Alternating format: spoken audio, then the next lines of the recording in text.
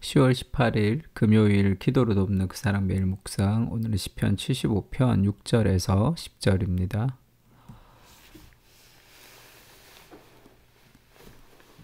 8절에 보면 그런 말씀이 있죠. 여호와의 손에 잔이 있어 술 거품이 일어나는도다. 속에 섞은 것이 가득한 그 잔을 하나님이 쏟아내시나니 실로 그 찌꺼기까지도 땅의 모든 악인이 기울여 마시리로다. 하나님의 잔을 악인이 마신다고 할 때 이 잔은 이 심판, 이 진노의 잔을 이야기합니다. 그래서 하나님의 이 진노의 잔을 이제 하나님의 심판으로 지금 표현하고 있는데, 그래서 여호와의 손에 잔이 있어 라는 제목으로 말씀을 좀 나누려고 합니다. 지금 6절에 보면 무릇 높이는 일이 동쪽에서나 서쪽에서 말미암지 아니하며 남쪽에서도 말미암지 아니하고 오직 재판장이신 하나님이 이를 낮추시고 저를 높이시느니라. 사람을 높이고 사람을 낮추는 그 모든 것들이 인간의 무엇으로 결정되고 그 인간의 무엇으로 이루어지는 것이 아니라 재판장이신 하나님이 공정하신 판결로 낮추시고 높이신다, 이렇게 얘기하죠. 하나님이 우리의 재판장이시다라고 얘기합니다. 그러니까 지금 이것이 주는 공포감이 있죠. 사람은 속일 수 있지만 하나님은 속일 수 없습니다. 그래서 우리가 하나님 앞에 섰을 때 정말로 하나님의 눈 앞에서 우리가 정결할 수 있는가? 우리가 다른 사람보다 도덕적으로도 뛰어날 수도 있고 여러 가지가 더 좋을 수도 있지만 하나님의 눈에는 우리가 들 수 있는 사람, 하나님의 눈에 피해갈 수 있는 사람이 아무도 없는 거죠. 하나님의 눈앞에 우리가 정말로 정결할 수 있는가 이렇게 물었을 때 그 대답을 할 수 있는 사람은 없겠죠. 예전에 제가 복음을 전할 때, 전도할 때 이 브릿지 전도라는 그 전도법을 가지고 전도를 했는데, 그때 이제 전도를 하면서 이제 그 하나님의 심판에 대해서, 이제 예수님을 믿지 않을 때 하나님의 심판이 있다, 이제 그 얘기할 때 인간이 자신이 죄인됨을 깨달아야 되잖아요. 근데 그걸 믿지 않는 사람이랑 복음을 전할 때 하나님 앞에 내가 죄인이다 이런 생각을 잘 안 합니다. 이런저런 대화를 하다가 제가 자주 이제 썼던 방식이 한 번 죽는 것은 사람에게 정하신 것이고 그 후에는 심판이 있으리라는 말씀이 있어요. 그래서 한 번 죽는 것은 사람에게 정하신 것이라고 성경은 말합니다. 그렇겠죠? 이렇게 물으면 그렇죠.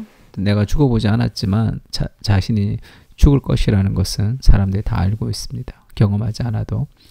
네, 한 번 죽겠죠. 그 후에는 심판이 있다고 얘기합니다. 심판이 뭐라고 생각하십니까? 이렇게 물으면 뭐 다양하게 얘기해요. 그때 제가 심판을 어떻게 정의하냐면 심판은 하나님 앞에 서는 것입니다. 우리가 한 번 죽는 것은 정하신 것이라 한 번 죽고 눈을 떴을 때 마지막 날에 하나님 앞에 내가 서 있다고 생각해 보십시오. 기분이 어떻습니까? 이렇게 물으면 대부분 뭐라고 얘기할 것 같아요? 편안합니다. 좋습니다. 그렇게 얘기하지 않습니다. 두렵다 그래요. 무섭다고 얘기합니다. 그러나 두려워하는 자들과 믿지 않은 자들은 불과 유황에 타는 못에 참여하리니 이것이 둘째 사망이라. 그렇게 이제 브릿지가 구성되어 있죠. 그 두려움이 왜 하나님 앞에 내가 서 있을 때 어떨까 하면 인간은 하나님의 눈앞에 두려워해. 엑스레이 같이 이렇게 다 찍힌단 말이에요. 숨길 수가 없다고요. 그래서 하나님의 눈에 우리가 정결할 수 없는 존재인 것을 보여줍니다. 그리고 여호와의 손에 잔이 있어 술거품이 일어나는도다. 진노의 잔이죠. 속에 섞은 것이 가득한 그 잔을 하나님이 쏟아내시나니 실로 그 찌꺼기까지도 땅의 모든 악인이 기울여 마시리로다. 그러니까 악인이 심판하는 거죠. 하나님이 진노의 잔을 마십니다. 나는 야곱의 하나님을 영원히 선포하며 찬양하며 또 악인들의 뿔을 다 베고 의인의 뿔은 높이 들리로다. 하나님이 재판장이 되셔서 정말로 승승장구하는 악인들의 그것을 다 깨트리시고 마지막 날에 완전한 진노의 잔으로 하나님이 심판하신다. 그 하나님의 진노의 잔을 피할 수 있는 사람은 아무도 없습니다. 그러니까 하나님의 눈앞에 우리가 정결하지도 못하고 하나님의 진노의 잔을 피할 수도 없는 것이 인간의 존재들이죠. 이 잔을 우리가 심판과 진노의 잔이라고 할 때 예수님이 마태복음에서 그렇게 얘기하죠. 다시 두 번째 나아가 기도하여 이르시되 내 아버지여 만일 내가 마시지 않고는 이 잔이 내게서 지나갈 수 없거든 할 때 그 잔, 심판의 잔이죠. 하나님의 심판의 잔을 그리스도가 마신다 이렇게 표현합니다. 아버지의 원대로 되기를 원하나이다 하시고 그 마가복음 10장 39절도 그렇게 얘기하죠. 그들이 말하되 할 수 있나이다. 하나는 주의 우편에 하나는 주의 좌편에 앉게 해주십시오. 그러니까 내가 받을 그 잔을 받을 수 있느냐. 그러니까 받을 수 있습니다 이렇게 얘기하죠. 그 잔이 도대체 뭔지도 모르고 받을 수 있다고 해도 받을 수 없죠. 왜냐하면 이것은 심판의 잔입니다. 인간은 그 잔을 받을 수 없어요. 왜냐하면 자기의 죄로 인해서 자기가 죽는 거니까. 죄가 없으신 그리스도가 우리 죄를 대신해서 그 잔을 마시는 거죠. 예수께서 이르시되 너희는 내가 마시는 잔을 마시며 내가 받는 세례를 받으려니와. 그러니까 그래도 너희가 할 수 없다 얘기하는 거죠. 그 잔은 심판의 잔, 그 세례는 심판의 세례입니다.